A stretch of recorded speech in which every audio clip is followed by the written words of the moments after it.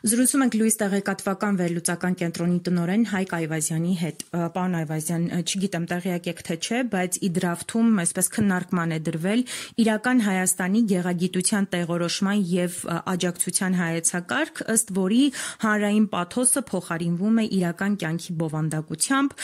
տառապանքի գերակայությունն էլ պետք է համակշռի ուրախության զգայական դաշտով։ Կխնդրեմ ասեք, թե այս հայեցակարգը իրենից ինչ կարող է ենթադրել եւ ինչն է մինչեւ այս եղել պաթոս մեզանում, որը հիմա խանգարում է մեզ։ Տերմինները, որով նկարագրեցիք, իրենք արդեն այսպես ասենք հիվանդագին երևակայություն են հիշեցնում, ոչ մի տրամաբանության մեջ չի տեղավորվում, այսինքն ուղիղ տրամաբանությամբ չես հասկանում ինչի մասին է խոսքը։ Իհարկե դա այն մարդկանց համար, ովքեր որ առանձնապես քաղաքական պրոցեսների մեջ չեն խորանում։ Իսկ ինչ վերաբերվում է բուն նպատակին, նպատակը հետևյալն է։ Հայաստանը ունի ասենք հայ ժողովուրդը ընդհանրեն առնվազն օրինակ 5000 տարվա պատմություն, որի ընթացքում մեկը նմերձ պետականություն եղել է կամ չի եղել, եւ այդ պատմությունը ինքը կյանքի փորձը մեր ժողովրդի ինքը մոտիվացիա է տալիս ապրելու, շտամիներից պաշտպանվելու, զարգանալու եւ այլն։ Մոտիվացիան պետք է կոտրել, այսինքն Հայաստանը ոչ թե հայ ժողովուրդը ոչ թե 5000 տարվա պատմություն ունի, այլ 33 տարվա օրինակի համար։ Իրական Հայաստանը դա 33 տարվա պատմություն ունեցող Հայաստանն է, որը դրանից առաջ եղել է խորհրդային Հայաստան, որից ինչքան հասկացա, եւս ուզում են հրաժարվել այս ժառանգությունից պատմական անդրադառնալը, չէ՞ որ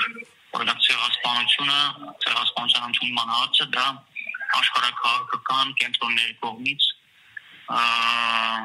օգտագործվող գործիք է եղել։ Հետևաբար պարզապես այդ ինքնության ոչնչացման գործընթացն է փորձում սկսել։ Պարոն Այվազյան, այսինքն ենթադրելի է, որ այս իշխանությունների համար մեր պատմությունը, մեր ազգագրական երգերը ինչու չէ, որոնք այսպես բարձրացնում էին մեր ոգին, այդ թվում նաև պատերազմի դաշտում, պաթոս է,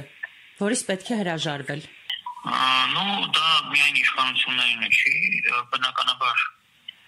դա ինչ-որ տենց վատ իշխանությունների ուղղակի կմահաճույք չի, դա կոնկրետ աշխարհաքաղաքական կենտրոնների պատվերը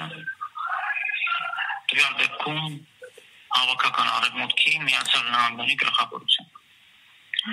որովհետև ամուր ինքնություն ունեցող հայ ժողովուրդը ստապ կգնահատի, թե որտեղ է ինքը ապրում, այսինքն բազմամիլիոնոց թուրքական աշխարհի ըստ էության մեջտեղում, եւ